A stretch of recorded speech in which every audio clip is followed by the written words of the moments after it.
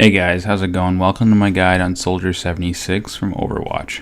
So, Jack Morrison, aka Soldier 76, he's a DPS character in Overwatch. He has 200 HP, and he's not amazing at anything, but he isn't terrible at anything. He's kind of in the middle, like he's a little bit good at everything. He's recommended for new players, and he's easy to learn. He's kind of like, I don't know, you'd have to think your original FPS character. He would really play towards people who come from like shooters like COD and stuff like that. So Soldier 76's primary weapons is heavy pulse rifle. This rifle is a rapid fire hit scan weapon, meaning that wherever you're pointing your target or your crosshairs and you pull the trigger, the bullet doesn't have to travel. It's just going to hit that spot as long as the target's in range of the gun.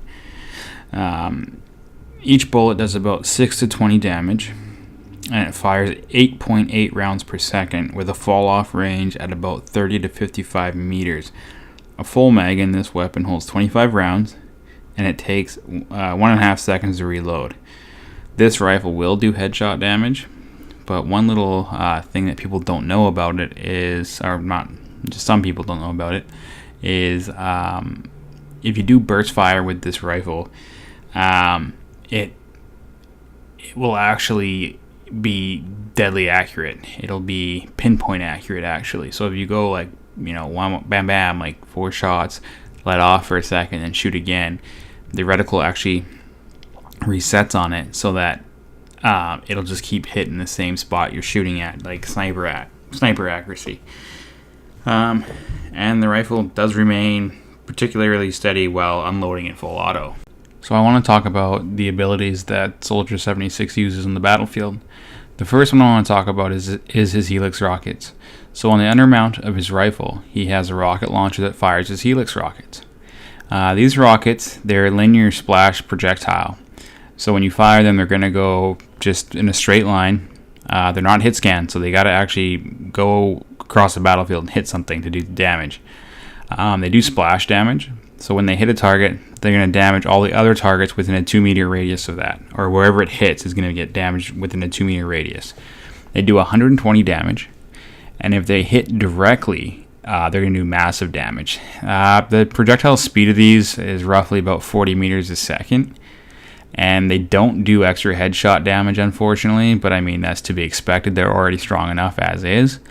And they have an 8-second cooldown, so you don't want to just be shooting these off all the time. You want to pick your targets with it, because there's going to be situations where you're going to be in a jam and you're going to need them, because if you can hit someone that's almost going to kill you, you can probably kill them first.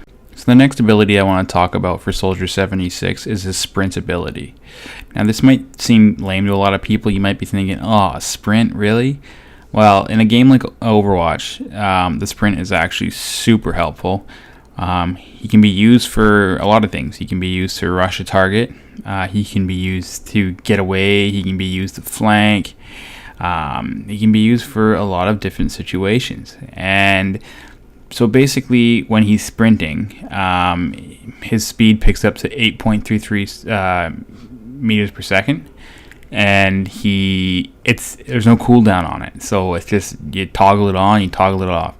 The thing about it, you can't do anything else while sprinting. So you can't shoot while you sprint, and you can't do any kind of attacks while you sprint. You can drop your biotic field, which is the next ability I'll talk about. So the next ability I want to talk about is Soldier 76's biotic field. It's a healing ability. It's an AoE healing ability. So basically, Soldier 76, he plants a biotic emitter into the ground, and it'll heal 40 health per second, and it sprawls out to a 5-meter radius. So you or your team members that are in that radius will be healed for 40 health per second for 5 seconds. Now the cooldown on it is 15 seconds, so you don't have to use it sparingly, but it wouldn't be a bad idea. So yeah, if you're in a crunch for some health, or team members are asking for health and they need heals, and there's no healers around, you could also take that role. You can run up. You can even drop it when you're sprinting, like I said about the sprinting. It's the one thing you can do, is you can drop your biotic field. So you sprint in, drop that healing, get some heals back on your friends, and then get out. So the last ability I want to talk about for Soldier 76 is his ultimate ability, his Tactical Visor. So basically what happens here is he lights up his visor and he auto targets everything. Like you can't miss it. Automatically, every bullet hits. His reload time in this is 0.75 seconds. His casting time is 1.4 seconds, so that is within his time to pull his visor down and do his thing. The duration for this is 6 seconds, and his charge required to get this is 2,075 points. This is a pretty good ultimate. It was a lot. Well, I mean, I shouldn't say pretty good. I mean, there's a lot better, but you have to time it well. You have to know how to play soldier to use it correctly. It can be countered really easily. So basically, you want to get in behind them to use it. Don't waste it on their tank targets. Use it on their squishies, because their tanks can just eat up damage. A lot of them, like, you get a diva, she'll just defense matrix it. Reinhardt will throw a shield up, everyone will jump in front of that. And Roadhog can just, take a lot of stuff right to his tummy. And he'll just heal up with his huffing gas. And then Winston, well, he can just bubble and get behind his bubble and get away that way, or just even leap away from soldier. And Zarya, well, she can bubble herself and you'll just charge her up and she'll whoop your ass. But yeah, so you have to know how to use them. It was a lot better in the beta with this ability because people didn't really know how it worked, but now they do. So yeah, go for the squishies and use it on a flank.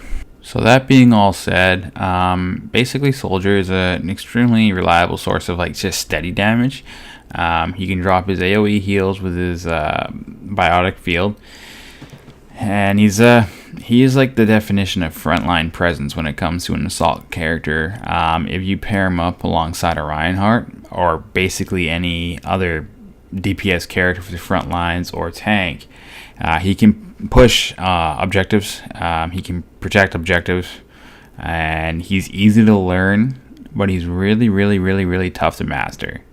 Because people get way too much into, I find, a COD state of mind with him. Like, he plays similar to your everyday shooter character, but he's in the Overwatch world. With his sprinting ability, he really is good at just suppressing people and mowing down anyone in his path. He's really good at chasing down snipers, and he counters Pharah like no one's business. So basically, if you're going to use him, you want to be the frontline presence. If the other team has a enemy Pharah, that's your job. Don't put that on anyone else. You really need to take care of that. If you're not taking care of the Pharah, well, you're pretty well playing the soldier wrong right there.